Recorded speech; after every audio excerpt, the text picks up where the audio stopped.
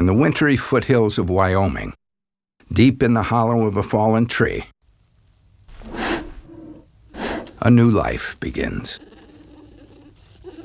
A 250-pound black bear has given birth to an 8-ounce cub. She hasn't eaten or had a sip of water since October, yet she'll nurse him every few hours for the next 3 months, converting her stored-up body fat into milk. Mother and cub sleep in each other's arms, waiting for the seasons to change. Spring once more.